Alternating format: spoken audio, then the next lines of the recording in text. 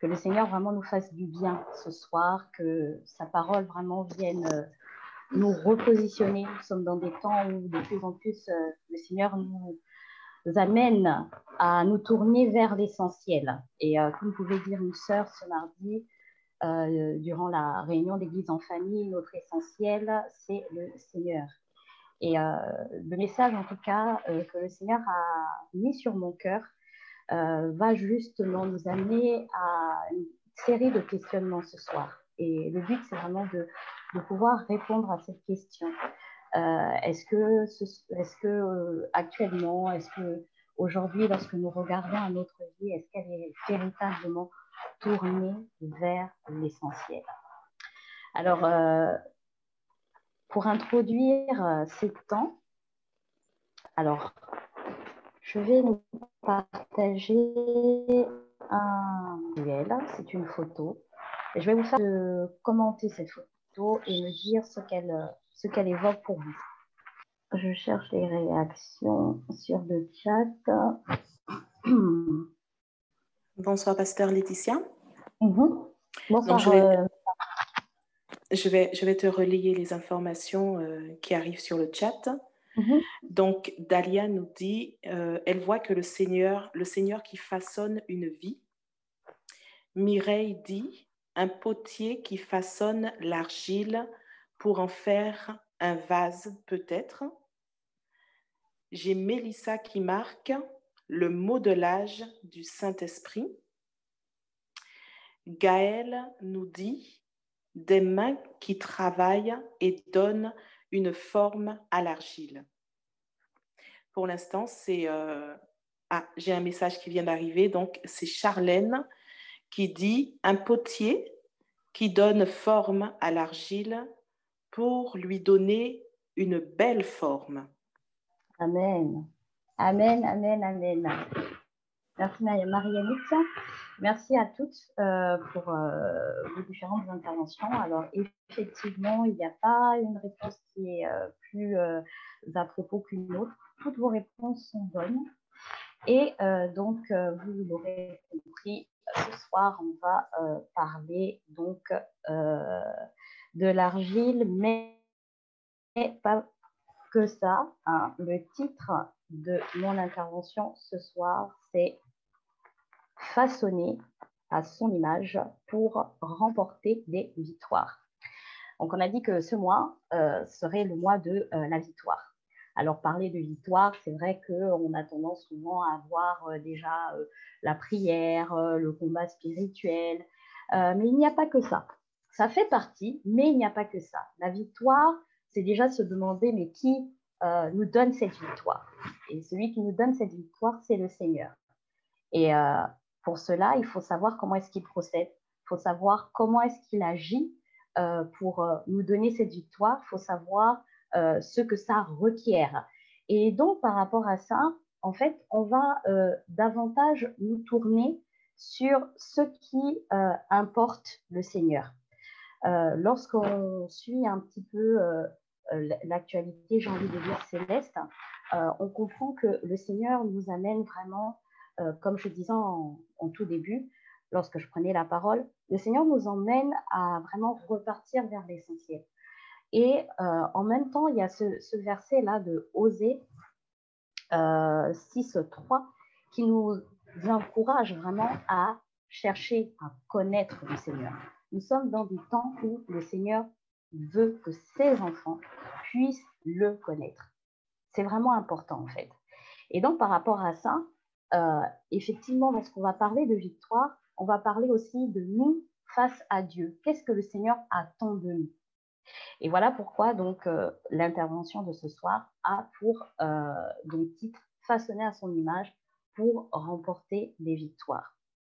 La première chose que j'aimerais nous rappeler, parce que ce sont des choses que nous connaissons, mais au fil du temps, au fur et à mesure que nous avançons dans notre marche chrétienne, il y a des choses que nous laissons de côté. Et pourtant, ces choses sont essentielles. Et ces choses devraient être acquises, assises en nous. La première chose, alors qu'on parle d'être façonné à l'image de Dieu, la première chose déjà que j'aimerais poser comme vérité ce soir, c'est que nous avons été conçus, créés pour plaire à Dieu. Le psaume 149 au verset 4 nous dit « Car l'Éternel prend plaisir à son peuple et glorifie les malheureux en les sauvant. » Nous sommes dans un siècle, nous sommes au 21e siècle, et durant ce siècle, en fait, le Seigneur cherche des gens qui veulent vivre pour lui, qui cherchent vraiment à lui plaire. L'exemple sur lequel je vais m'appuyer dans un premier temps, ce sera celui de Noé. La Bible dit que l'Éternel, du haut des cieux, regarde les fils de l'homme pour savoir s'il y a quelqu'un qui soit intelligent, qui recherche Dieu. Ça, c'est le psaume 14 au verset 5 qui nous le dit. Donc, une des premières questions qu'on pourrait déjà se poser par rapport à tout ce que je viens de dire, c'est que est-ce que, honnêtement, chacune individuellement peut dire que, voilà, par rapport à ces deux versets que nous avons lus, nous sommes ou je suis prête à vraiment consacrer toute ma vie au Seigneur. C'est déjà la première question que nous devons nous poser alors que nous sommes en train vraiment de rentrer dans le vif du sujet ce soir. Et par rapport à ça, en fait, la réponse vis-à-vis de Dieu, c'est que lui, il est prêt.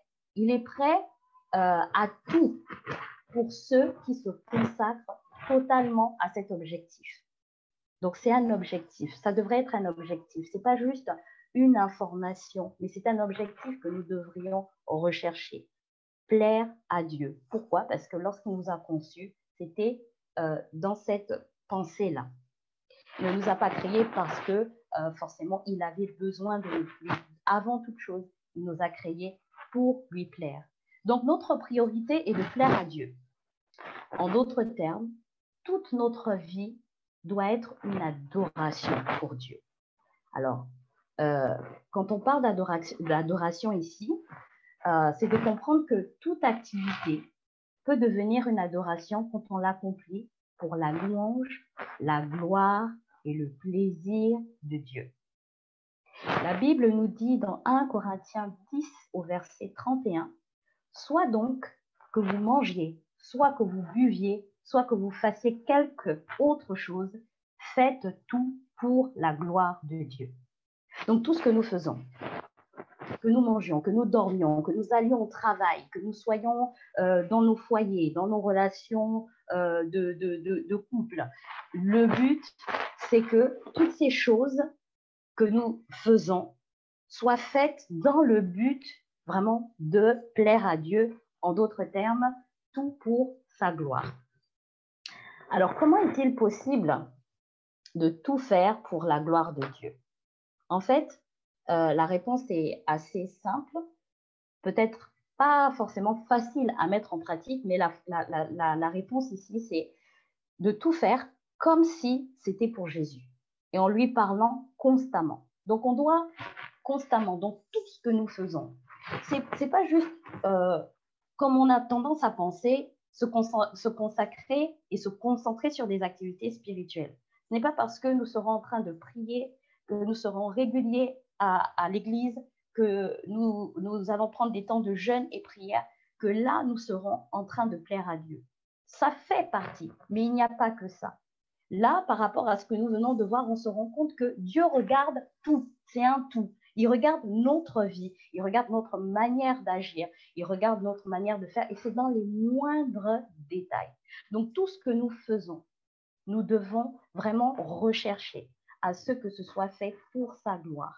Chercher à plaire et faire comme si c'était pour Jésus. Donc, déjà, à partir de ce moment, on comprend qu'il y a cette notion de sérieux, il y a cette notion de crainte de Dieu, et il y a cette notion aussi de vouloir bien faire.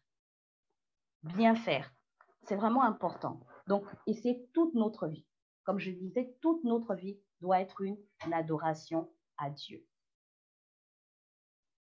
La Bible nous donne ce conseil. Tout ce que vous faites, faites-le de bon cœur comme pour le Seigneur et non pour les hommes. La clé par rapport à ce que je viens de dire, c'est vraiment ça. Faites tout de bon cœur, vraiment comme pour le Seigneur et non pour les hommes. Si aujourd'hui je me lève et que je rends service à quelqu'un, c'est d'abord à Dieu. Je ne rends pas service à Dieu, mais je le fais parce que je regarde à Dieu et je sais que ce que je fais là plaît à Dieu, en fait. C'est pareil. Et ça va nous aider aussi. N'oublions pas que le thème de ce soir, c'est vraiment être façonné. Ça va nous aider à savoir, en fait, quelles sont les bonnes attitudes à avoir, les bons comportements à avoir, quels sont les gestes que nous devons poser au quotidien que le Seigneur agrée. Parce que, comme je disais, il est question de tout. Aujourd'hui, ce soir, on ne va pas parler, on ne va pas insister sur le fait de prier, le fait de lire la parole. On va l'évoquer parce que ça fait partie. Mais là, c'est vraiment de comprendre que c'est un tout. Je dois faire attention à ma manière d'agir, je dois faire attention à ma manière de parler, à ma manière de penser, à ma manière de me comporter, que ce soit moi-même, mais aussi, quand je dis moi-même, c'est par rapport à la perception que j'ai de moi-même, mais c'est aussi moi vers les autres. Alors, comme je vous disais, il y a un bel exemple que nous avons dans la Bible, c'est celui de Noé. La Bible nous dit dans Genèse 6, verset 14, que Noé était un homme juste et irréprochable au milieu de ses contemporains. Il conduisait sa vie sous le regard de Dieu. Donc, là, on va faire ressortir rapidement quelques caractéristiques qui font que, effectivement, pour nous aujourd'hui, Noé est un exemple à suivre si on a vraiment ce désir, effectivement, d'être agréable et de plaire à Dieu. La première chose, c'est que Noé eut totalement confiance à Dieu. Alors, je nous replace rapidement dans le contexte. L'histoire de Noé intervient à un moment donné où, effectivement, les hommes ont posé des actions qui n'ont pas plu à Dieu. Et le Seigneur avait un désir, il avait vraiment la pensée d'exterminer, en fait, toute espèce sur la terre. Et à cause de Noé, en fait, il accorda, on va dire, une seconde chance à l'homme. Et donc Noé eut totalement, la première chose, comme je disais, à retenir, c'est que Noé eut totalement confiance à Dieu. Il a obéi complètement. La Bible nous dit, Noé obéit et fit tout comme Dieu le lui avait ordonné, sans négliger le moindre détail. Donc là, on est maintenant on a avancé, il y a le déluge qui va arriver et donc Dieu a donné l'ordre des instructions à Noé de pouvoir construire un gigantesque bateau. Donc là, on est dans la phase de la construction de l'arche de Noé. Et donc, on nous dit que Noé a vraiment obéi.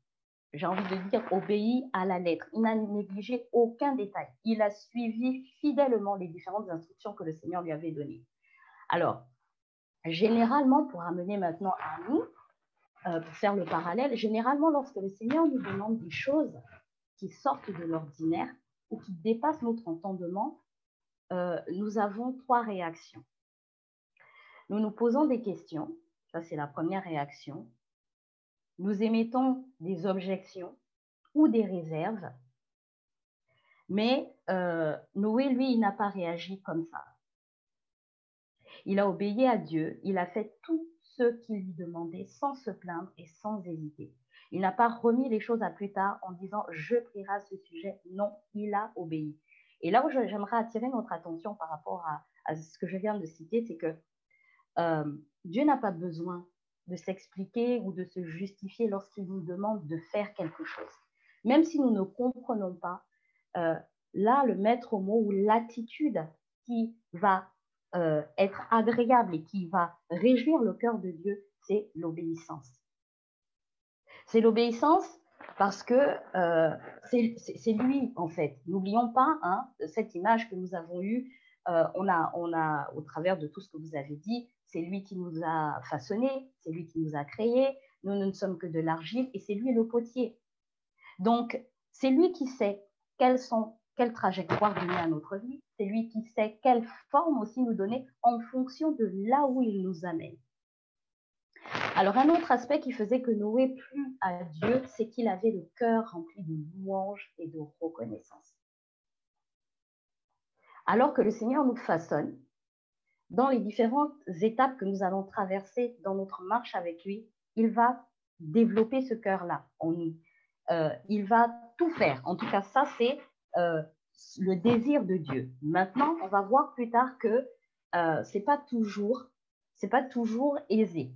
Pourquoi? Parce que le Seigneur nous a donné ce que nous appelons le libre arbitre. Il a sa volonté, mais après, nous avons la possibilité soit d'obéir ou de ne pas obéir. Et c'est là où les choses se corsent, en fait. D'où l'importance d'un message comme celui de ce soir, pour nous rendre compte, en fait, que il est important que nous puissions faire ce que Dieu attend de nous, en fait. Et que ce n'est pas une histoire où, ça y est, je suis autonome, j'ai grandi, j'avais besoin du Seigneur au début, dans le sens où, je dépendais totalement de lui. Et puis, au fur et à mesure, maintenant, je sais comment faire. Je prends mes décisions de mon propre chef. Je n'ai pas forcément besoin de le consulter. Je n'ai pas besoin forcément de prendre un temps de prière pour me laisser guider. C'est des choses qui s'installent de manière insidieuse en nous. Et en fait, au travers de ce que nous sommes en train de voir, on se rend compte que non, en fait. Aussi longtemps que nous sommes dans cette manière de faire, en fait, on s'éloigne complètement du but pour lequel Dieu nous a créés et nous nous éloignons complètement du fait que nous puissions vraiment laisser le Seigneur prendre les rênes de notre vie, quand bien même nous l'appelons Seigneur, mais nous en faisons quelque part un serviteur. Je vous pose des choses comme ça, nous reviendrons dessus plus tard. Alors, comme je disais, donc Noé plut à Dieu pour déjà, comme on a dit, une confiance totale. Il avait une foi vraiment, j'ai envie de dire, exemplaire en Dieu. Il a fait confiance, il a obéi. Ensuite, là, on rajoute qu'il a eu un cœur rempli de louange et de reconnaissance. Nous devrions avoir donc pour but dans notre vie d'apprendre à aimer Dieu et être aimé de lui. Rien n'est plus important pour lui, en fait. Jésus a dit que c'était le plus grand commandement. Tu aimeras, et ça on le retrouve dans Matthieu 22 parmi. Matthieu 22, 37, 38, tu aimeras le Seigneur, ton Dieu, de tout ton cœur, de toute ton âme et de toute ta pensée. C'est le premier et le plus grand commandement. Voici ce que le Seigneur attend de nous. Nous devons l'aimer. Comment? De toute notre âme, de tout notre cœur, de toute notre pensée. Donc, il doit vraiment occuper la première place à tous les niveaux, dans le cœur, dans l'âme, dans la pensée, si vous voulez rajouter dans l'esprit. Et c'est un commandement. Là, ce n'est pas une question de, c'est un conseil, c'est un commandement. Voici ce que le Seigneur attend de nous. Donc, si aujourd'hui nous avons ce désir, effectivement, de nous laisser façonner à son image, à sa ressemblance, de lui offrir une vie qui lui est agréable, il est important d'intégrer ces choses-là. Il est important d'intégrer donc l'obéissance à Dieu, c'est-à-dire j'obéis, mais vraiment les yeux fermés, sans rechigner, quand bien même je ne comprends pas ce que le Seigneur attend de moi. La situation qui se présente, mais elle est archi compliquée, mais c'est pas grave, les yeux fermés, je vais vers lui. Tout ce que je fais, je pense d'abord au Seigneur. Je veille à ce que ma vie tout entière lui soit agréable, qu'il n'y ait aucun aspect de ma vie qui lui échappe. Donc, je veux être meilleure, en fait, pour Dieu. En d'autres termes, c'est ça. Je veux être la meilleure des mères. Pour qui? Pour Dieu. Ça sous-entend quoi? C'est selon Dieu. Pas selon nos critères à nous, mais selon lui. Je veux être la meilleure épouse. Pour qui? Pour Dieu. Je veux être la meilleure au niveau de mon travail. Pas dans un esprit de compétition, pas dans un esprit de rechercher la gloire des hommes, mais pour Dieu. Après, on a vu aussi qu'il fallait avoir ce cœur rempli de louanges, de reconnaissance, de reconnaître que tout ce que nous avons, tout ce que nous sommes, nous vient de Dieu. Tout ce que nous recevons nous vient de Dieu. Tout n'est que grâce. Il faut vraiment, comme pouvait dire David, vraiment que la louange soit sur nos lèvres, en fait, constamment, continuellement. Ce n'est pas juste quand on arrive à l'église, pendant on dit oui, bon là on va prendre un temps de louange, et que là, c'est à ce moment-là qu'on se souvienne que oui, le Seigneur est grand, que le Seigneur est bon, que le Seigneur est notre source, toutes nos sources sont en lui, que le Seigneur est vraiment mon tout, mon essentiel. Ce n'est pas à ce moment-là, c'est continuellement. C'est d'arriver en fait à un stade où on lui rend grâce, mais vraiment pour tout. Aujourd'hui, j'ai pu manger, j'ai pu me vêtir, j'ai un toit. Merci Seigneur. Je suis en vie, merci Seigneur.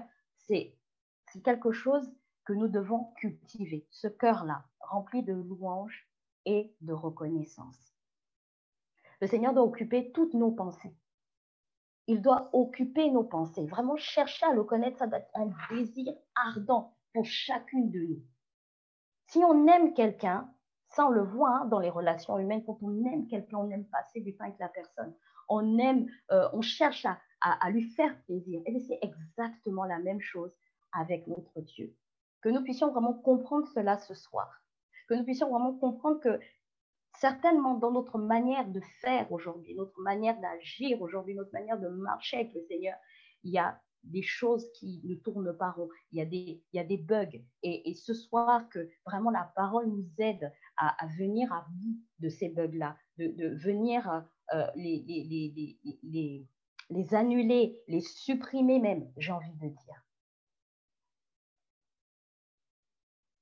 Alors, ce que je voulais rajouter aussi, avant de passer à un autre point, c'est que vous pensez peut-être, ou nous pensons, hein, parce que je pense qu'on a tous été confrontés à ça à un moment donné, on pense peut-être que pour plaire au Seigneur, il faut pratiquer, comme je disais, des activités spirituelles telles que lire la Bible, aller à l'église, prier, témoigner de notre foi, et que Dieu ne s'intéresse qu'à ça.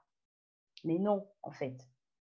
Là, je vais me répéter par rapport à ce que j'ai dit, mais il s'intéresse à tout le reste de notre vie. Il observe vraiment dans les moindres détails. C'est important, vraiment de s'en rendre compte. C'est comme si, en fait, là, j'étais en train de dire, réalisons ce soir que Dieu, il est véritablement partout. Je vais aux toilettes, il est avec moi. Je suis sous la douche, il est avec moi. Je vais chez le médecin, il est avec moi. Je suis au supermarché, il est avec moi. Il nous observe. Donc, je ne vais pas avoir des apparences de piété ou être correcte juste parce que je suis en présence de frères et sœurs au niveau de l'Église. C'est dans tout, en fait. Comment est-ce que je me comporte quand je fais face à l'hôtesse de caisse? Est-ce que je suis désagréable? Je suis hautaine? Est-ce que je suis plutôt condescendante? Est-ce que je suis respectueuse? C'est autant de choses que le Seigneur observe. Et c'est tout ça. Quand on dit je veux être agréable à Dieu, je peux élever, hein, je peux passer des heures et des heures dans la prière. Oui, ça va être j'ai envie de dire, comment dire, dans l'idée de plaire à Dieu, ça va être un point en plus, mais si derrière, il n'y a pas l'attitude qui suit, il n'y a pas le comportement qui suit, on n'a pas cet amour pour nous-mêmes, on n'a pas cet amour pour les autres, ce n'est pas ce qui va réjouir le cœur du Seigneur. Ce n'est pas le fait de passer des heures et des heures dans la prière. Ce n'est pas le fait de jeûner, prier. Si le cœur ne suit pas, si le cœur est plein d'épines, de ronces, de mauvaises pensées, plein de ressentiments, ça ne suffira pas pour plaire à Dieu, en fait. L'autre chose, c'est que plaire à Dieu, c'est aussi utiliser les talents et les capacités qu'il nous a donnés et les mettre à son service. Chaque fois que vous rejetez une partie de vous-même, en fait, vous rejetez la sagesse du Seigneur, parce que c'est avec sa sagesse et son amour qu'il nous a créés. C'est important de le reconnaître en fait. Ne cherchons pas à être quelqu'un d'autre que ce qu'il a créé. Ne cherchons pas à être quelqu'un d'autre que ce qu'il a créé. Si Dieu nous a créés comme nous sommes, c'est parce que ça lui a plu et il sait pourquoi, en fonction aussi de la mission, du plan qu'il a pour nous. Arrêtons de lutter avec ce que nous sommes en fait. Arrêtons de lutter avec ce que Dieu a mis en nous. Parce que nous sommes préoccupés plus par des modèles en fait qui ne sont même pas les bons modèles. Aujourd'hui, on va s'inspirer de quoi? On va s'inspirer, oui, de la parole de Dieu, c'est ce qui devrait être notre source première d'inspiration. Mais on se rend compte qu'il y a d'autres choses qui vont interférer ou agir pour nous inspirer. Aujourd'hui, on a le modèle de la société. On a le modèle lié à notre environnement direct, donc l'environnement familial, par rapport à l'éducation qu'on a reçue, par rapport à la culture, etc. Donc, c'est autant de choses qui font que finalement, en fait, si on perd de vue que véritablement nous sommes cette argile entre les mains du Seigneur et que c'est lui qui nous a formés, en fait, on va partir à suivre des modèles qui ne sont pas, j'ai envie de dire lui, qui ne sont pas les siens. Et ça, c'est très important. C'est très important de le comprendre. Alors oui, Dieu nous aime à tous les stades de notre développement spirituel. Ça, c'est vraiment important. Ce petit point que je rajoute là, par rapport au fait de s'aimer, de s'accepter. Comme je disais, Dieu nous aime à tous les stades de notre développement spirituel. Il n'attend pas que nous ayons la maturité pour nous apprécier en fait. C'est pas avec le Seigneur, ça ne fonctionne pas comme ça. Ce qui importe pour Dieu, c'est l'attitude de notre cœur, notre désir profond de lui plaire. C'est ce qui importe à Dieu. Qu'on soit aujourd'hui encore bébé spirituel ou qu'on soit un adulte, c'est bien, c'est important parce que oui, le but du Seigneur aussi, c'est que nous puissions croître. Mais encore une fois, s'il faut parler de ce qui réjouit son cœur, de ce qui importe vraiment à Dieu, c'est l'attitude de notre cœur. L'apôtre Paul pouvait nous dire aussi que nous restions dans ce corps ou que nous le quittions, notre ambition est de plaire au Seigneur. Et ça, c'est dans 2 Corinthiens 5 au verset 9. Donc, la question à se poser à ce stade, avec tout ce qu'on vient de dire, deuxième question que je nous invite à nous poser, c'est aujourd'hui, quel plaisir le Seigneur retire-t-il de ma vie? Quel plaisir le Seigneur retire-t-il de ma vie?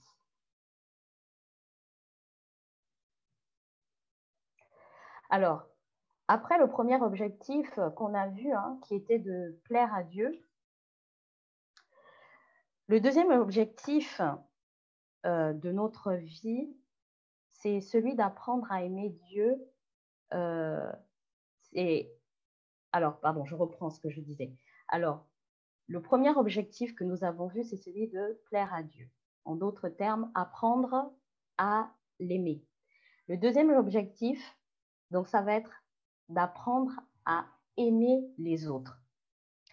Jésus lui répondit, et là je reprends le verset que j'avais déjà cité plus haut, celui de Matthieu 22, et là on va lire du verset 37 au verset 40. Jésus lui répondit, tu aimeras le Seigneur ton Dieu de tout ton cœur, de toute ton âme et de toute ta pensée. C'est le premier et le plus grand commandement. Et voici le second, qui lui est semblable. Tu aimeras ton prochain comme toi-même. De ces deux commandements dépendent toute la loi et les prophètes. Ce qui compte le plus aux yeux de Dieu, ce ne sont ni les exploits ni l'acquisition de biens matériels, ce sont les relations. Alors notre Dieu est un Dieu de relations. On l'a compris, hein, même par rapport à ce que je disais au départ. Lorsqu'il crée l'homme, en fait, c'est parce que justement, il y a ce désir de pouvoir avoir une relation avec nous. Il y a ce désir aussi de voir nous, qui sommes maintenant ses enfants, appartenir à, comment dire ça, à sa famille. Quand on voit un peu comment est-ce qu'on décrit le Seigneur, mais je ne veux pas trop pousser dans ce sens ce soir, quand on décrit et qu'on parle de la Trinité, hein, on va parler de Dieu le Père, Dieu le Fils, Dieu le Saint-Esprit. Donc là, déjà, on retrouve cette notion de relation, on retrouve cette notion de famille. Ça aussi, c'est important de le comprendre, en fait. Dieu est donc dans sa recherche et dans le but aussi pour lequel il nous a créés, c'est que certes, donc on retrouve un peu le symbolisme de la croix. Donc il y a certes cette relation de nous vers lui, dans le sens dont on apprend à l'aimer parce que lui nous aime, mais il y a aussi ce côté maintenant horizontal de nous vers les autres. Alors, là, j'aimerais attirer notre attention par rapport à un point. Comme je disais, le but de Dieu, c'est pas que nous fassions des exploits ou bien que nous soyons dans l'acquisition de biens matériels. Non, c'est pas, toutes ces choses ne sont pas essentielles pour Dieu. Et par rapport à ça, en fait, on a compris que le plus important pour lui, c'était les relations. Et donc là, j'aimerais identifier un ennemi aux relations, c'est l'activisme. Alors l'activisme ici dont je parle, ce n'est pas l'activisme tel qu'on se le représente par rapport à la parole, par rapport à l'Église. Hein. Souvent, on parle d'activisme quand effectivement on est à fond dans le service et qu'on néglige notre relation personnelle avec le Seigneur. Là, l'activisme ici, c'est vraiment le fait de vouloir gagner notre vie, accomplir notre travail, pouvoir régler nos factures, atteindre nos objectifs, comme si, en fait, tout cela, c'est ce qui, enfin, humainement, c'est ce qui, oui, c'est des choses importantes, mais ce n'est pas ce qui est le plus important, on va dire, devant Dieu. Et c'est par rapport à ça que on va citer l'activisme comme étant un ennemi, en fait, par rapport aux relations, parce que si on est tellement focalisé, on a défini que ça, ce sont nos objectifs de vie, et bien effectivement, la dimension de relation va être quelque peu négligée, parce que, bon, déjà, dans une journée, on sait qu'il n'y a que 24 heures, mais à côté de ça, si on est voilà, on est tourné en se disant que le plus important pour nous, voilà, c'est de nous accomplir, c'est d'avoir un travail, pouvoir régler nos factures.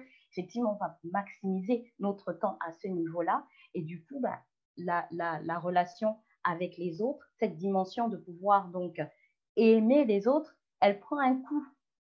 Et je dis ça pourquoi? Parce que aimer, c'est pas juste aimer hein, de la bouche, en fait. Et c'est important de le comprendre. Quand le Seigneur nous parle d'aimer son prochain, c'est l'aimer par des actes. C'est l'aimer en prouvant cet amour. Et le plus grand don ou la plus grande preuve en matière d'amour pour son prochain, c'est de faire don de son temps, en fait. C'est de pouvoir, lorsqu'on aime quelque chose, on passe énormément de temps, en fait, à faire cette chose-là. Et bien, c'est la même chose quand on aime quelqu'un, on devrait pouvoir lui accorder de notre temps. Et c'est là où le Seigneur nous attend. Voilà pourquoi on parle de vraiment être dans et mettre un accent sur les relations. Donc là, vous comprenez déjà, pour faire le lien avec notre titre, quand on veut se laisser façonner par Dieu, on comprend déjà que si on est plutôt le genre solitaire, le genre casanier, le genre bon, ben, c'est pas que je me suffis à moi-même, mais bon, je suis assez, je n'aime pas trop déranger, j'aime bien être indépendant. Là, on se rend compte déjà que là, il y a un bug. Là, on se rend compte déjà qu'il y a une anomalie et on comprend qu'il y a quelque chose à corriger. Si c'est notre cas ce soir, comprenez que, en fait, dans sa démarche et dans le fait de nous façonner à son image, le Seigneur va créer des situations dans votre vie pour pouvoir gommer, en fait, ce trait de caractère, vous amener vers ce que lui, il attend de nous. C'est-à-dire que vous allez devenir quelqu'un de beaucoup plus, on va dire, avenant vis-à-vis des autres. Vous allez aller vers les autres. Mais pourquoi? C'est pas parce que forcément la personne a, comment dire ça, quelque chose à m'apporter ou que j'ai forcément quelque chose à apporter à cette personne. Non, c'est pas ça. C'est tout simplement parce que je comprends que, en fait, Dieu attend cela de moi. Alors, l'amour devrait être notre priorité absolue, notre objectif principal, notre plus grande ambition. Alors, n'oublions pas que Dieu nous a créés à son image et à sa ressemblance. La Bible nous encourage à rechercher avant tout l'amour. Si dans 1 Corinthiens 13, 7, la Bible nous dit « Si même je sacrifiais tous mes biens et jusqu'à ma vie pour aider les autres, au point de pouvoir m'en vanter, sans l'amour, cela ne me servirait de rien. » Donc l'amour doit être le moteur de tout, ce qui nous pousse à agir, à poser des actes. C'est l'amour en fait. C'est pas la notion de devoir, c'est vraiment, voilà, on doit rechercher cet amour-là et le manifester. Alors, quand on a compris cela,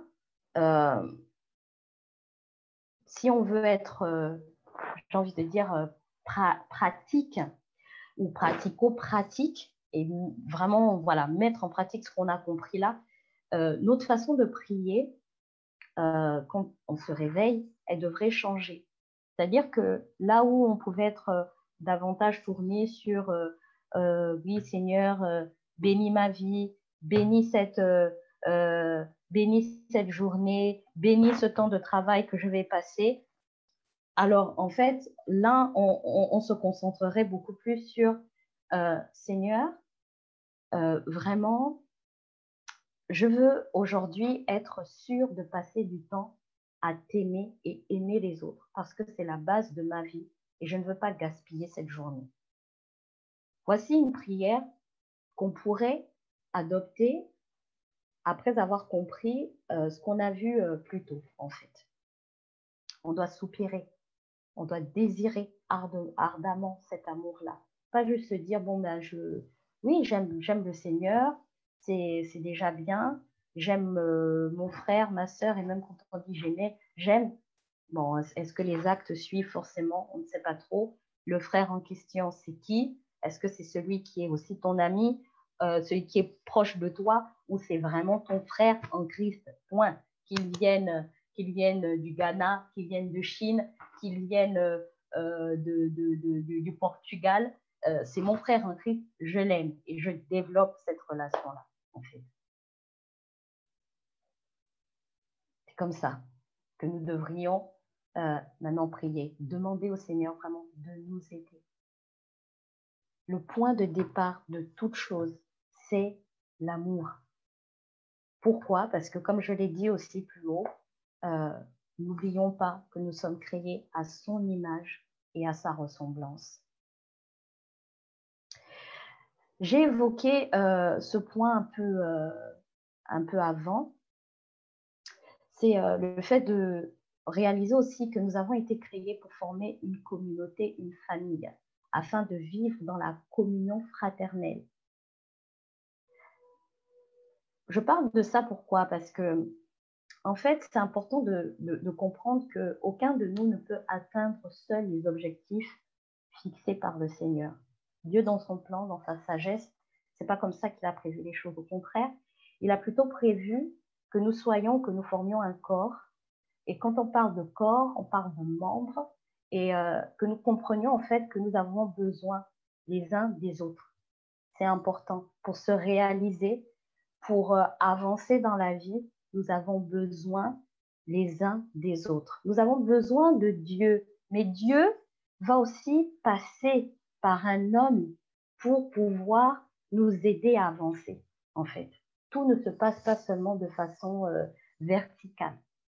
Et ça, c'est important de le savoir. Nous avons besoin les uns des autres.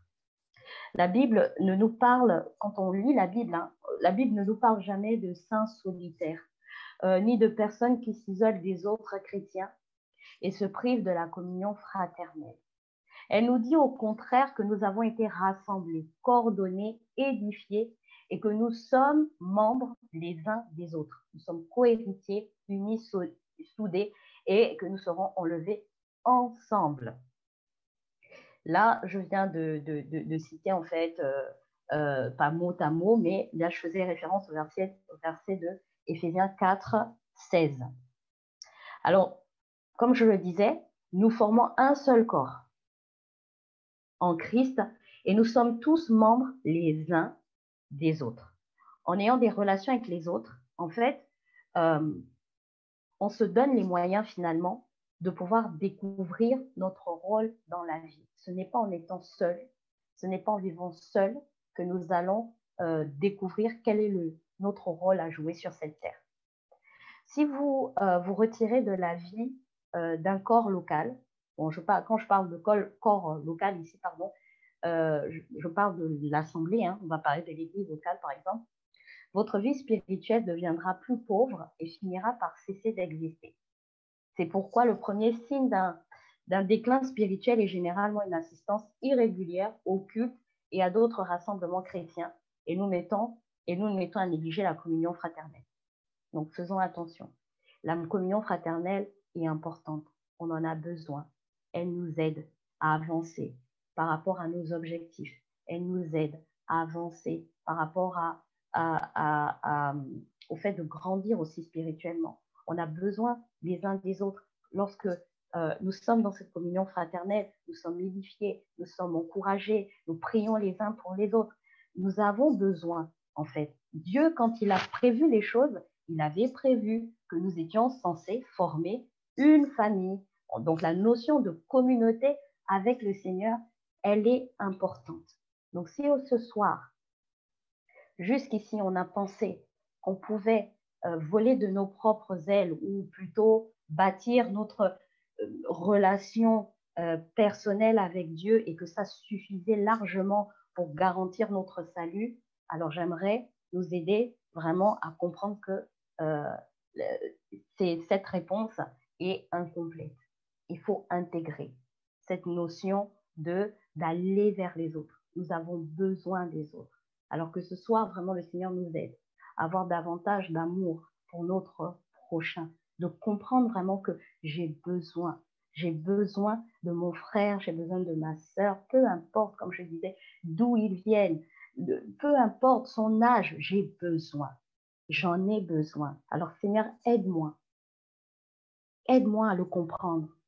S'il y a des raisonnements qui faisaient que jusqu'ici, j'avais compris que le plus important, effectivement, c'est de travailler ma relation intime. Seigneur, fais tomber ces forteresses ce soir. Donne-moi de comprendre que c'est un tout. La relation avec toi, oui, mais la relation avec les autres est tout aussi importante pour garantir ma bonne marche, pour garantir aussi que j'avance selon le plan que tu as prévu pour moi. Et ainsi, je pourrai avoir une vie de victoire, une vie victorieuse. Une famille spirituelle nous oblige à sortir de notre isolement égoïste. Quand je parle d'égoïste, c'est vraiment pour faire, comment dire ça, une opposition avec le fait d'être tournée vers Dieu. Égoïste parce que je suis centrée sur moi, je cherche mon bien à moi, en fait, et pas celui de Dieu. Une famille spirituelle nous aide à développer nos muscles spirituels. Vous ne deviendrez, je m'inclus, nous ne deviendrons jamais adultes spirituellement en assistant au culte en tant que simples spectateurs.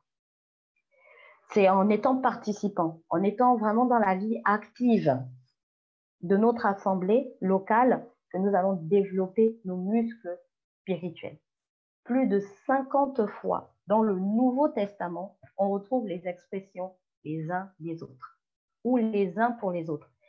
La Bible nous dit, je vais citer quelques exemples comme ça, la Bible nous dit de nous aimer les uns les autres, de prier les uns pour les autres, de nous accepter, nous exhorter, de nous saluer, de nous servir, de nous enseigner, de nous honorer, de porter les fardeaux les uns des autres, de nous pardonner, de nous soumettre les uns aux autres.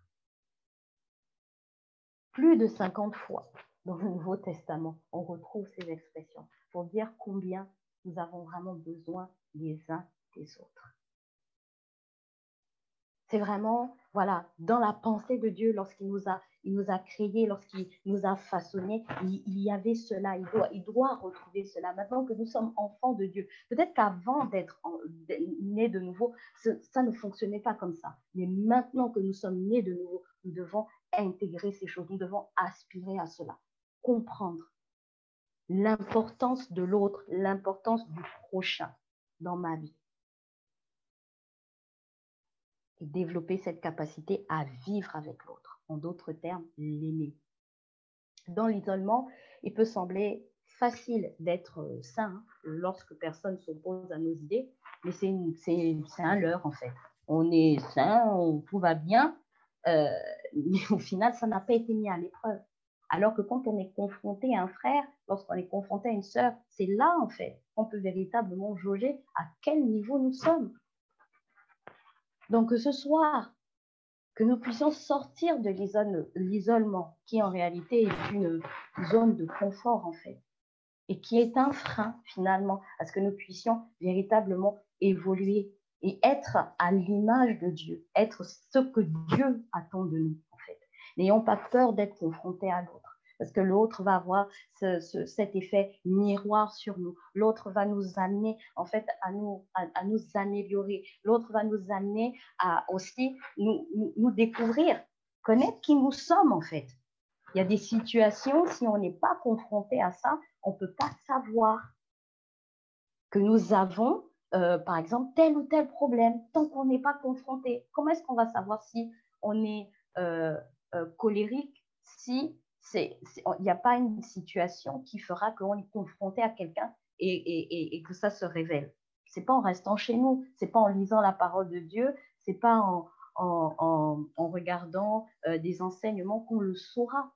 On va se dire, bon, je prie pour ça, donc c'est bon, c'est réglé. Mais non, c'est quand on est en situation, finalement, qu'on se rend compte comment est-ce qu'on réagit.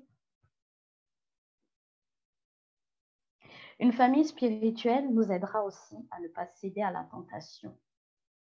Dans le livre des Actes, acte 2, verset 42, la Bible dit, « Ils persévéraient dans la doctrine et la communion des apôtres, dans la fraction du pain et les prières. » On a besoin des prières des uns des autres. Ce que nous-mêmes, nous n'arrivons pas à voir, l'autre va facilement le voir. Et la Bible nous dit aussi que non seulement si quelqu'un est dans la souffrance, qu'il prie, mais aussi, la Bible nous recommande aussi d'aller trouver les anciens, d'aller trouver les frères et sœurs lorsqu'on a un sujet qui nous préoccupe et de prier, demander la prière. Donc la famille spirituelle nous aidera à ne pas céder à la tentation. La troisième chose, donc on a vu le premier objectif, c'était donc d'apprendre à aimer Dieu, lui plaire. Le deuxième objectif, c'est d'aimer les autres. Et le troisième objectif, c'est de... Alors, comment j'ai formulé ça ici? Alors, le but suprême de Dieu pour notre vie terrestre n'est pas donc notre bien-être, mais le développement de notre caractère. Nous faire ressembler toujours plus à Jésus. Ce processus s'appelle la sanctification. C'est le troisième objectif de notre vie terrestre. Troisième objectif, c'est de chaque jour ressembler un peu plus à Jésus.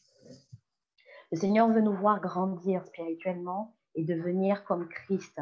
Cela ne veut pas dire que vous allez perdre votre personnalité et qu'on va tous être des clones. Hein. C'est pas ça. C'est juste de dire que en fait, le Seigneur nous a créés comme un être unique. Il ne veut en aucun cas détruire cela, mais c'est la partie qu'il veut travailler en nous. Et là où, quand on parle de ressemblance à Christ, c'est en fait le caractère. C'est le caractère et non la personnalité. C'est deux choses différentes.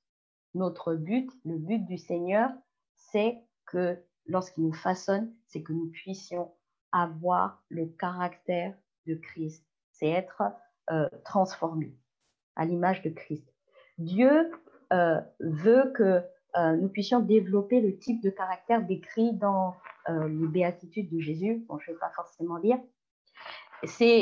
Autrement dit, c'est ce que le Seigneur attend de nous, c'est que nous puissions développer le fruit de l'esprit, l'amour, la patience, la tempérance, la bonté. Voilà. Ça doit être vraiment une autre quête, j'ai envie de dire, de tous les jours. Se laisser façonner par Dieu, c'est aussi ça, c'est aussi d'accepter que le Seigneur, petit à petit, va nous amener à travailler de sorte à ce que nous puissions de plus en plus manifester le fruit de l'esprit. Là où on était peut-être quelqu'un de très nerveux, le Seigneur va nous emmener à être quelqu'un de tempéré, qui fait preuve de maîtrise de soi. Il va nous amener à être quelqu'un de doux. Il va nous amener à être quelqu'un de bon, là où tu étais très rancunier, là où tu avais du mal à pardonner. Le Seigneur va mettre des situations dans ta vie, des épreuves qui vont faire en sorte que ce caractère soit gommé pour que tu puisses acquérir le caractère de Christ. Et quand on n'a pas compris ça, souvent on se dit, on ne sait pas pourquoi tel ou tel événement nous arrive. Souvent, on se demande pourquoi est-ce que je passe par des moments aussi difficiles, pourquoi les épreuves ne font que s'enchaîner. Les épreuves sont faites, elles sont là pour nous aider à grandir. Il n'y a rien que le Seigneur ne permette, si ce n'est pour atteindre un de ses objectifs, en fait. Les épreuves sont là en réalité, non pas pour nous disqualifier, non pas pour nous faire mourir, mais au contraire, c'est pour nous faire éclore, c'est pour nous faire grandir, c'est pour nous révéler. Et c'est important de comprendre que Dieu passera justement par les épreuves pour nous aider à acquérir ce caractère-là. Et par rapport à ça, la chose là, le point sur lequel j'aimerais insister, c'est que contrairement à ce qu'on a peut-être pensé déjà une fois, ou jusqu'ici, Dieu dans sa bonté, oui, Dieu est bon, c'est vrai, mais la bonté de Dieu, c'est pas qu'il soit un être tout-puissant dont le seul but est de satisfaire notre recherche égoïste de réalisation personnelle. C'est pas ça, hein. C'est pas du tout ça. La bonté de Dieu ici, c'est tout autre chose. Dieu n'est pas notre serviteur. En d'autres termes, il n'est pas à notre service. C'est pas Dieu qui sert nos intérêts. C'est pas Dieu qui vient servir nos rêves. C'est pas ça. C'est l'inverse qui devrait se produire en nous. N'oublions jamais que tout ne tourne pas autour de nous. Nous existons pour accomplir le plan de Dieu et non l'inverse.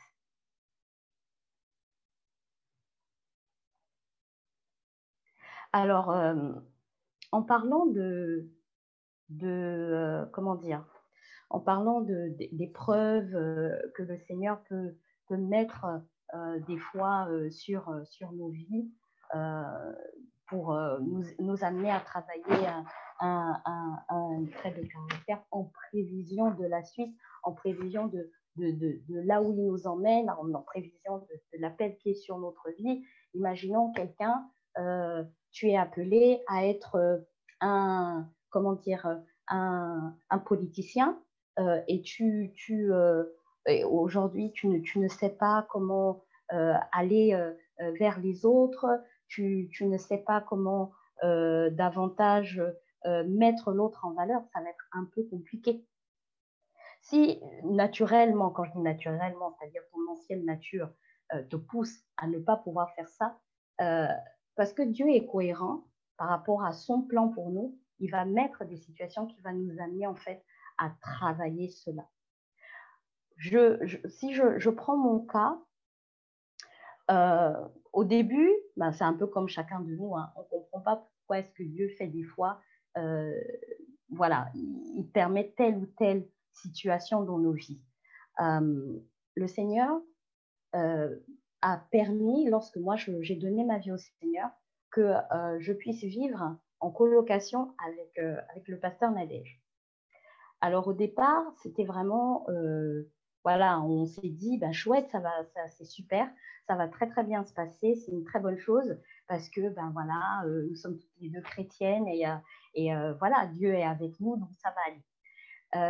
Oui, c'est une très très bonne chose, effectivement, je le dis aujourd'hui, mais quand on était maintenant dans la pratique quotidienne, hein, en train de vivre cette relation de colocation, au début, ça a été compliqué. Ça a été compliqué parce que Dieu s'est servi de l'une et de l'autre pour nous travailler, en fait. La première chose, déjà, c'était que, en fait, sur le plan, on va dire, familial, moi, j'ai plutôt le rang de, comment on dit ça en bon français, la Benjamine. Voilà. Et le pasteur Nadège, c'est tout l'inverse. Elle fait partie des aînés. Et donc, forcément, quand on s'est mis ensemble, c'était compliqué. Parce que moi, je venais vraiment avec des comportements de, voilà, petite fille gâtée, à qui on a tout donné. Et le pasteur Nadège, très vite, ben, en fait, que ce soit par rapport à l'éducation qu'elle a reçue de ses parents ou par rapport à la vie aussi, les expériences qu'elle a eues, c'est quelqu'un qui, très vite, a su être responsable. Et donc, imaginez au début comment est-ce que ça pouvait vraiment bugger entre nous. Ça a clashé même, pour reprendre des termes un peu plus familiers. Et c'était vraiment compliqué, au point où, ben, bien sûr, la question se pose, mais pourquoi est-ce qu'on est même ensemble, en fait? On a l'impression comme ça de prime abord que nous n'avons rien en commun, qu'on ne peut rien s'apporter. Mais il a fallu à un moment donné qu'on fasse taire, hein, la chair, et qu'on se dise non, mais vu comment les choses se sont passées, non, il n'y a pas de hasard avec le Seigneur, il y a quelque chose de bon à tirer de ça. Et à partir du moment où on a compris cela, et ben en fait, ben, on s'est rendu compte que, ben, en fait, on avait quelque chose à tirer l'une de l'autre. Le pasteur Nadège a été une véritable source de bénédiction pour moi, et je comprends maintenant aujourd'hui, avec du recul, que c'était en prévision de ce que le Seigneur avait prévu pour moi. Il se trouve que l'homme que j'épouse, plusieurs années, on a commencé à habiter ensemble en 2007, donc je me marie en 2012, je vous laisse faire le calcul, je pense 5 ans plus tard,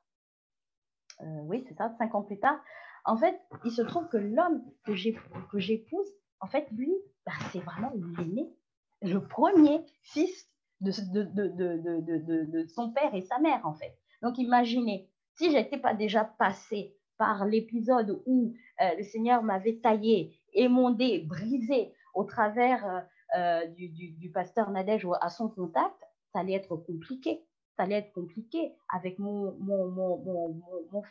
époux, mon futur époux. Ça allait être vraiment compliqué. Mais le Seigneur me préparait déjà. Il fallait que je commence à acquérir déjà une certaine attitude, le caractère de quelqu'un de responsable. Tu vas devenir l'aide semblable de quelqu'un qui est responsable, qui porte toute une famille, il y a les petits frères, les petites sœurs qui regardent. Là, il n'y a plus de place, en fait, pour pouvoir jouer les gamines, pour pouvoir jouer, voilà, la fille, moi, voilà, je claque des doigts, je reçois tout ce que je veux. Ah non, ce n'était pas possible. Et le Seigneur a permis cela. Le Seigneur a permis cela. Il m'a taillé. Il m'a taillé. Déjà, comment dire, il était préférable pour moi que je ne demeure pas dans cette attitude-là, mais c'était aussi, comme je dis, en prévision de là où le Seigneur m'emmenait. Le Seigneur savait que j'allais épouser cet homme-là. Le Seigneur savait quel type d'homme aussi c'est, parce qu'il c'est vrai, il y a cette position au sein de sa famille, mais il n'y a pas que ça, il y a toute une personnalité, et il fallait quelque part qu'il me prépare, qu'il me taille pour être vraiment celle qui allait pouvoir s'emboîter avec lui. Ça, ce n'est qu'un exemple pour dire en fait que il est important de bien vivre en fait les situations qui se présentent à nous, et pour le faire, au lieu d'être plutôt dans la résistance ou l'apitoiement, le bon réflexe, c'est de se dire: Seigneur, pourquoi est-ce que tu as permis cette situation? Dès lors que nous commençons à réagir ou à nous positionner ainsi, là, on est déjà dans cette condition de se laisser façonner. On devient malléable entre les mains du Seigneur. Souvenez-vous, nous sommes de l'argile. Le but, c'est que nous soyons malléables pour qu'il puisse donner la forme qui lui plaît. Pas la forme que nous, on veut, la forme qui lui plaît. Et c'est important. Donc, que ce soit vraiment le Seigneur nous aide à mieux vivre, à avoir un autre regard sur les situations qui nous arrivent, sur les épreuves par lesquelles nous passons, sur les personnes aussi qu'il met sur notre chemin. Il n'y a pas de hasard avec le Seigneur. Vous allez me dire, oui, mais il y a des connexions qui sont, oui, comment dire ça, circonstancielles. Même si c'est circonstanciel, même si c'était pour un temps, même si c'était pour un mois, même si c'était pour 2 mois, mais quand même, la personne aura semé, aura contribué à t'avancer, à te faire avancer, en fait.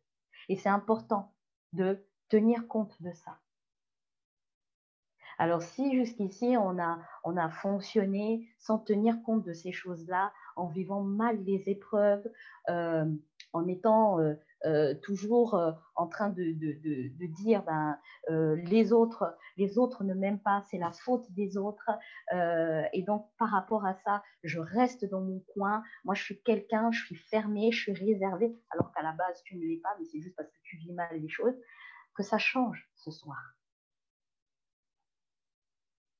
Si à cause d'une situation mal vécue avec un frère, si à cause d'une épreuve mal vécue, notre cœur s'est endurci, alors je prie qu'en écoutant ce que nous sommes en train de dire ce soir, vraiment que l'on reçoive vraiment la délivrance par rapport à cette attitude et à cet état de cœur. Vraiment. Que le Seigneur nous aide ce soir à sortir de toutes ces choses qui, en réalité, nous empêchent d'être dans la victoire, qui nous empêchent de nous laisser façonner par Dieu.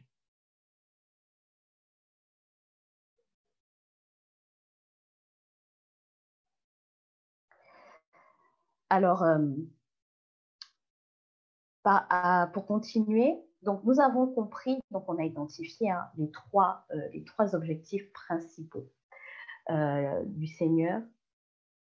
Et une fois qu'on a compris ça, en fait, la chose qui nous reste à faire finalement, c'est de comprendre que nous devons être, en tant qu'argile entre les mains du Seigneur, nous devons rester malléables pour devenir, la meilleure version de nous-mêmes. Voici ce à quoi nous devons tendre. C'est le dernier point que je vais développer.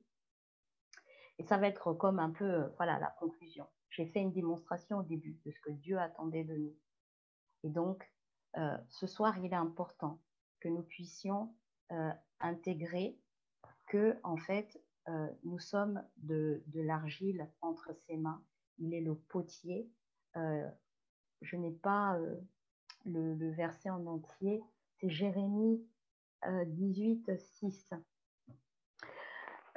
Alors, Jérémie 18, 6, je vais peut-être pas le lire pour gagner du temps. Mais ce qu'il faut retenir par rapport à ce passage, c'est que le Seigneur est celui qui a autorité pour modeler les peuples et les nations. Il a aussi autorité pour nous modeler individuellement. Pourtant, il reconnaît notre libre arbitre et veut que notre soumission soit volontaire.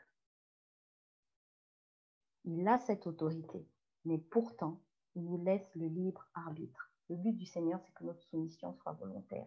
Alors qu'on parle de rester malléable pour devenir la meilleure version de nous-mêmes, c'est important. En fait, que nous nous positionnons comme des personnes soumises à Dieu, soumises à ce qu'il veut faire de nous, parce que nous reconnaissons qu'il a pleinement cette autorité de modeler notre vie. Nous sommes l'ouvrage de ses mains. C'est lui qui donne la forme qu'il veut que nous puissions avoir. C'est pas l'inverse. Et j'insiste dessus parce que, en fait, comme j'ai pu le dire précédemment, on a la possibilité, en fait, de nous-mêmes prendre des formes, mais toutes les formes que nous allons vouloir prendre ne sont pas forcément les bonnes. Quelqu'un pouvait dire, en fait, que chaque être humain a deux futurs. C'est un homme de Dieu qui l'a dit, le futur prédéterminé et le futur désiré. Mais le plus important pour nous, c'est de réfléchir et de soumettre toutes nos idées, nos pensées et nos projets à Dieu avant de prendre une décision. Il y a ce qui est prédéterminé, donc ce que Dieu, lui, il a prévu par avance, et le futur qui est désiré. Ça, c'est ce que nous désirons. Et par rapport à ça, en fait, quand on étudie un peu les différents courants de pensée, on se rend compte que, en fonction des individus, on va retrouver différents types. Il y en a de ceux-là qui vont être plutôt dans l'existentialisme, en fait. C'est-à-dire, ben voilà, je suis moi aux commandes de ma vie. C'est moi qui contrôle toute chose. Moi, l'homme. Il y en a qui vont être dans le prédéterminisme en disant que, en fait, voilà, Dieu a prévu toute chose avant et voilà, il est au contrôle de tout. Ça va être plutôt la part des, comment on appelle ça, la part des chrétiens. La plupart des chrétiens fonctionnent comme ça. Après, on en aura qui vont être plus dans le fatalisme, dans le sens où, bon, ben voilà, en fait, comme on dit, on est fataliste, quoi. La vie, bon, ben voilà, la mort est arrivée, bon, ben c'est normal, hein, de toute façon, les choses ne sont pas faites pour durer, voilà. C'est important de savoir ça pour que nous, en tant qu'enfants de Dieu, on se repositionne vers ce qui devrait être. Et ce qui devrait être, c'est de pouvoir réfléchir et soumettre toutes nos idées, nos pensées et nos projets à Dieu avant de prendre une décision. C'est en faisant ça que du coup, là, le Seigneur nous donne, nous façonne, nous modèle, nous donne la forme qui lui convient. Dieu est celui qui crée en nous le vouloir et le faire selon son bon plaisir. Notre vie est entre les mains de Dieu. Notre vie est également entre nos mains, c'est ce que je disais. On a la possibilité soit de suivre ce que le Seigneur veut faire de nous ou pas, et nous orienter autrement. Mais ce qu'il faut retenir là, en plus de tout ce qui a été déjà dit avant, c'est que Dieu est le Créateur qui a fait toutes choses et il a mis... non, ça, je ne vais pas le dire. Dieu est le Créateur qui a fait toutes choses. Point. Voilà, je ne vais pas rajouter la deuxième partie. Ça risquerait de venir répéter ce que j'ai déjà dit avant. Il est important que Dieu soit dans toutes nos pensées. Nous devons le placer au centre de nos vies, le chercher continuellement et nous rappeler que nous sommes ses serviteurs. Si nous nous humilions devant Dieu, il nous aidera à conserver une vision juste de nous-mêmes, de nos dons, de nos capacités. Il nous rappellera qu'il nous a bénis pour que nous puissions être en bénédiction aussi à notre tour, que nous avons tous des limites et il nous aidera à lui rendre honneur et gloire. Mais pour ça, il faut qu'on apprenne à nous humilier, à nous soumettre. Rester malléable, c'est ça, c'est être dans la soumission à Dieu. C'est rester humble devant Dieu. Quelqu'un pourrait poser la question, pourquoi ce choix de l'argile? Pour plusieurs raisons. La première, c'est que l'argile est malléable. et qu'elle se laisse facilement façonner et remodeler si besoin est. On est arrivé, on avait une forme, et là, le Seigneur est en train voilà, de faire de nous, je crois que c'est la sœur Mireille qui disait, voilà, un vase. Mais quel type de vase? Un vase de terre, un vase d'or, on ne sait pas. Tout comme cette argile, nous devons donc pouvoir nous rester malléables dans les mains du Seigneur. C'est important. Et le laisser nous façonner à sa manière pour pouvoir lui être utile et ainsi le servir avec efficacité. Ésaïe 64, verset 7 fait allusion à ce que je viens de dire. On reprend ce que je viens de dire. Donc, sachons nous humilier sous sa main et le laisser diriger toute chose avec la certitude que cette position de soumission nous permettra de saisir les multiples bénédictions qu'il a en réserve pour chacun de nous. Il est important qu'on puisse recevoir en fait l'empreinte de Jésus dans nos vies. Et laisser Dieu nous façonner, c'est ça, c'est accepter que Dieu mette son empreinte sur notre vie, de la recevoir en fait. Une autre particularité de l'argile, c'est qu'elle est fragile. Et là, ici, ce que je veux faire ressortir, c'est qu'à travers nos faiblesses, c'est à travers nos faiblesses que Dieu va nous travailler, nous transformer et nous rendre capables de le servir et d'accomplir de grandes choses pour sa gloire. L'apôtre Paul nous dit dans 2 Corinthiens 12 au verset 9, et il m'a dit, ma grâce te suffit, car ma puissance s'accomplit dans la faiblesse. Je me glorifierai donc bien plus volontiers de mes faiblesses, afin que la puissance de Christ repose sur moi. En fait, la faiblesse de l'argile en fait une matière que le potier peut transformer et elle devient un vase que le feu va solidifier et qui pourra porter en lui de l'huile. Là, c'est une image pour nous montrer en fait comment est-ce que pour que justement nous puissions vivre et expérimenter la puissance, parce que le feu, quand on le transpose par rapport au comment dire ça, à notre relation avec Dieu, le feu ici, ça va être le Saint-Esprit. Donc, on a besoin, en fait, de prendre déjà cette décision-là, de laisser le Seigneur faire de nous un vase, donc nous donner cette forme-là pour pouvoir laisser le Saint-Esprit maintenant agir en nous. N'oublions pas, lorsqu'on parlait de ressembler à Christ, c'est le Saint-Esprit qui fait cette œuvre-là en nous, en fait. C'est le Saint-Esprit qui fait cette œuvre en nous. Le Saint-Esprit va former le caractère de Christ en nous.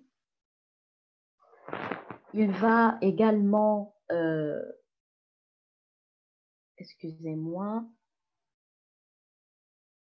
voilà, il va nous donner sa puissance, son amour, sa foi, sa sagesse pour pouvoir accomplir. Comme l'Esprit vit en nous, ces choses sont toujours à notre disposition lorsque nous les demandons en fait. Autre chose à préciser, nous devons nous associer à l'œuvre du Saint-Esprit. Dans la Bible, nous retrouvons souvent une vérité importante que le Saint-Esprit manifeste sa puissance au moment où nous faisons un pas de foi. Le Seigneur veut que nous passions à l'action. N'attendez pas de vous sentir puissant ou sûr de vous pour avancer. Malgré votre faiblesse, avancez. Donc, le Saint-Esprit va être celui-là qui va faire cette œuvre de transformation en nous. C'est lui aussi qui, parce qu'il est l'Esprit Saint, il va nous pousser aussi à la repentance. La repentance est aussi importante. Il est important de savoir cultiver cela. Lorsqu'on veut rester malléable entre les mains de Dieu, c'est important de reconnaître que, en fait, nous avions certaines habitudes, nous avions une certaine manière de faire, nous avions une certaine nature et que maintenant, en fait, nous voulons marcher en fait en nouveauté de vie, nous voulons abandonner cela pour maintenant incarner la nouvelle nature, celle que Dieu nous communique. Et le Saint-Esprit va opérer cette œuvre-là, en fait, en nous. La repentance, c'est pas juste à un moment où, c'est pas juste au moment où on rencontre le Seigneur. C'est quelque chose qui doit être permanent, en fait, pour nous. C'est ça aussi, rester malléable. C'est savoir reconnaître que, en fait, j'ai une ancienne nature, j'ai des vieilles habitudes et toutes ne sont pas bonnes et je dois aller acquérir de nouvelles habitudes. Le travail du Saint-Esprit aussi, ça va être de venir renouveler notre intelligence. C'est ça aussi, comment dire, être malléable, c'est savoir donc justement aller rechercher dans la parole de Dieu le renouvellement de l'intelligence. Il est important que nos pensées soient renouvelées, nos conceptions soient renouvelées, comment dire ça, oui, le système de pensée, en fait, il est important qu'il soit renouvelé. L'intelligence doit être renouvelée. Et ça aussi, le Saint-Esprit nous aidera, et pas que, la parole de Dieu aussi.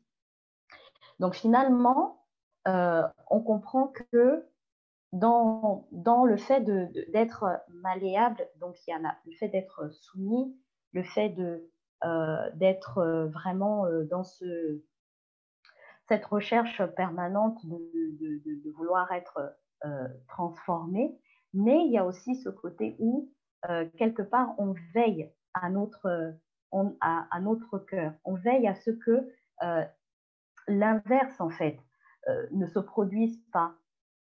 On veille à cultiver les qualités qui nous aident à rester souples et soumis.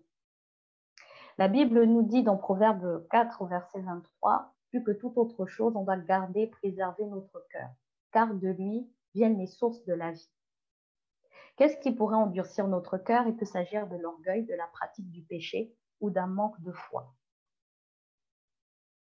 Ce sont des choses qui peuvent arriver. On a des exemples dans la parole de Dieu de comment est-ce que, au fur et à mesure, des personnes qui avaient bien commencé ont fini, parce que l'orgueil est rentré, ont fini par oublier en fait que tout était possible, mais à condition que, en fait, c'est même pas à condition que, tout était possible par Dieu. C'est Dieu qui fait et que ce n'est pas un homme en fait. On parlera par exemple du roi de Juda, Uzziya, dans le livre de 2 Chroniques 26, 3, verset 5. Je ne vais pas lire l'histoire ni le verset, mais on voit comment est-ce que, au fur et à mesure, il a arrêté de chercher Dieu, et il s'est mis à considérer qu'il était devenu fort et que son cœur s'en est orgueilli en fait, au point où, voilà, il avait complètement occulté que sa force lui venait de Dieu. Si on ne se protège pas contre l'orgueil, nous risquons, nous aussi, d'en venir à penser de nous-mêmes plus qu'il nous faut penser, en fait. Peut-être au point même de résister aux conseils bibliques, peut-être même au point de résister à ce que Dieu veut faire de nous. Et ça, on est souvent confronté à ça. Il y a des forteresses, des raisonnements qui entrent en nous, on se définit, on dit mais non, j'ai toujours été comme ça. Et comme je dis que je suis comme ça, alors ça ne peut pas changer. Mais non. En fait, le but, c'est vraiment de toujours être, comme je disais, humble, mais aussi de prendre ce qui était de l'ancien et de venir soumettre, en fait, à la lumière de la parole et de dire, OK, j'ai toujours été comme ça, j'ai fonctionné comme ça jusqu'ici, mais est-ce que, Seigneur, je dois continuer à être comme ça? Ah oui, non, mais moi, je suis quelqu'un de carré, ça, c'est vraiment quelque chose, et souvent carré, bon, comme c'est un peu péjoratif, on va dire non, je suis quelqu'un de rigoureux. Alors que la rigueur n'a rien à voir. C'est vraiment quelqu'un qui est, en fait, c'est quelqu'un qui est obtus, quelqu'un qui est en réalité orgueilleux, mais on ne se rend pas compte. L'orgueil est subtil. Et de cette façon-là, en fait, on risque de compromettre totalement ce que Dieu veut faire de nous. Imaginons, on veut, il y a un appel de pasteur sur notre vie et on est là à se définir toujours comme quelqu'un de carré, alors qu'en réalité, c'est une dureté de cœur qui est là, en fait. C'est les circonstances de la vie qui ont fait que tu sois quelqu'un de dur, qui n'exprime pas ses sentiments, qui soit toujours plus dans la correction qu'autre chose. Ça va être compliqué.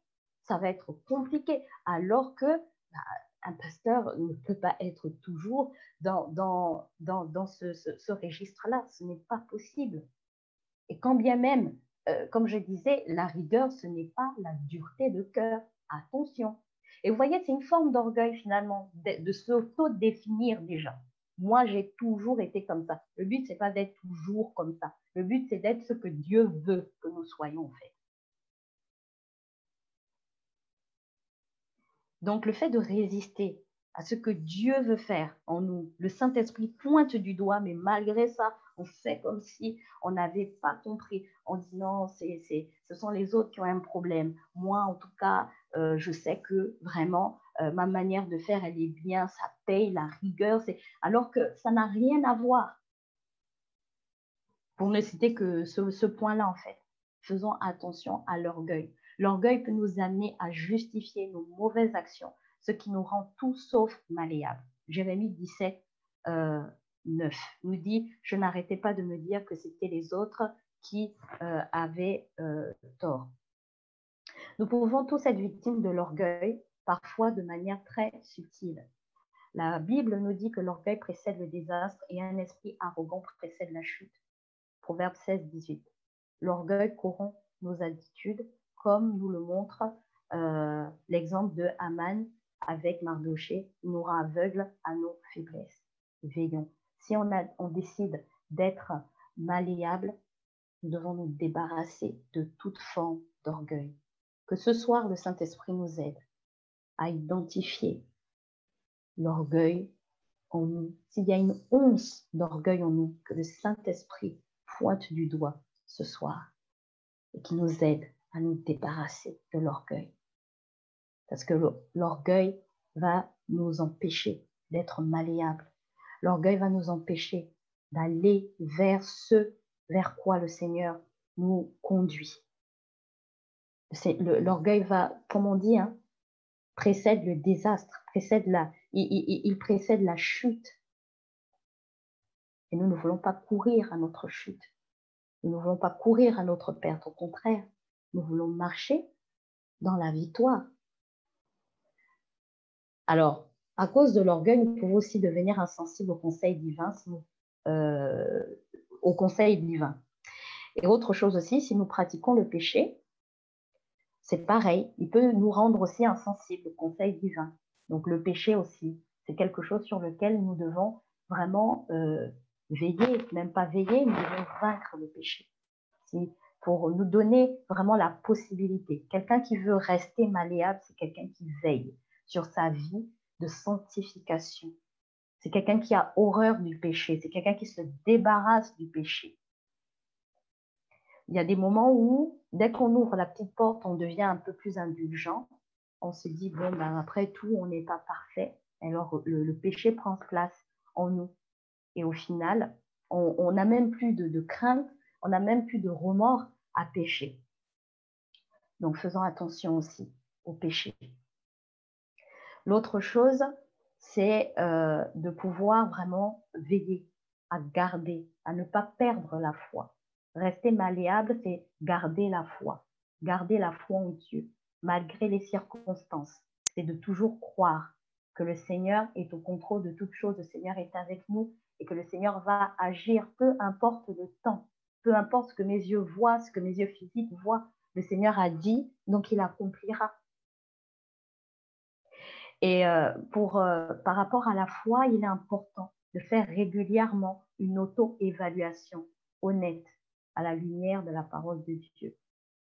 Éprouver notre foi. Où est-ce que nous en sommes? Rester malléable. Nous avons, donc, pour nous aider à rester malléable, et je finirai avec ça, nous avons trois choses, on va dire, que le Seigneur a mis à notre disposition pour nous aider à rester malléables. La première chose, c'est la parole de Dieu. La seconde chose, c'est son peuple, comme j'ai pu déjà l'évoquer. Et la troisième chose, ce sont les circonstances. La parole de Dieu, son peuple et les circonstances. Au travers de sa parole de Dieu, le Seigneur va nous aider à développer notre caractère. Il nous transmet la vérité dont nous avons besoin pour grandir. Le peuple de Dieu nous soutient dans notre croissance et les circonstances, elles nous offrent un cadre où exercer notre ressemblance à Christ. Et ça va être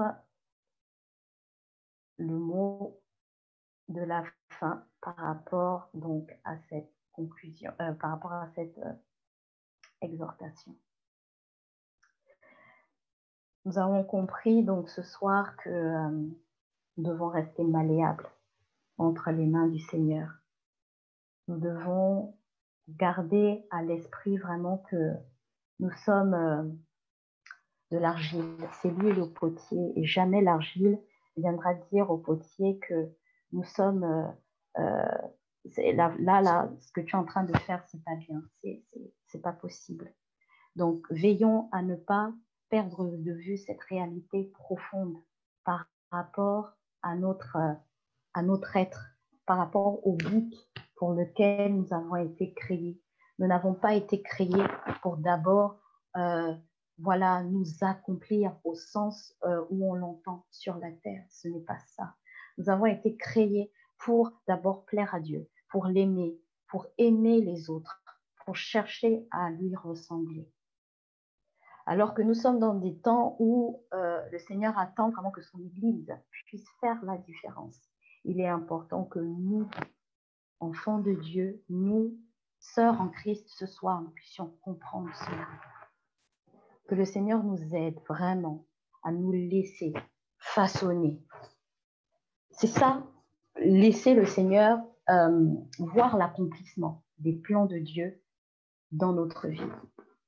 Que le Seigneur nous aide ce soir. On va prendre un temps de prière, vraiment. Si cette exhortation t'a parlé d'une manière ou d'une autre, vraiment, j'aimerais que tu puisses te sentir libre de parler à ton Dieu ce soir. La première chose que j'aimerais vraiment que nous puissions faire, c'est vraiment demander pardon à Dieu. Demander pardon à Dieu parce que bien souvent, nous voulons être aux commandes de nos vies. Bien souvent, nous définissons ce qui est bien de ce qui est mauvais. Bien souvent, nous nous laissons influencer par ceux qui nous entourent. Et que ce soir, vraiment, le Seigneur nous aide à nous laisser influencer par lui et lui seul. Alors, vous pouvez démuter vos micros. On va commencer à prier pour vraiment asseoir ce que nous avons entendu ce soir. Seigneur, aide-nous, Seigneur, ce soir. Seigneur, à comprendre ce qui est essentiel, Seigneur, à tes yeux. Seigneur, aide-nous ce soir à comprendre, ô éternel mon Dieu, que Seigneur, tu nous as créés, Seigneur mon Dieu, pour te plaire. Aide-nous ce soir, Seigneur, à comprendre que toute notre vie, Seigneur, doit être une adoration. Tout ce que nous faisons, tout ce que nous pensons, Seigneur, ce à quoi nous aspirons, Seigneur mon Dieu, doit être, Seigneur, agréable à tes yeux, Seigneur, comme un parfum de bonne odeur. Seigneur, aide-nous ce soir à dépasser, Seigneur, nos considérations, Seigneur, égoïstes, Seigneur. Là où nous sommes souvent centrés sur nous-mêmes.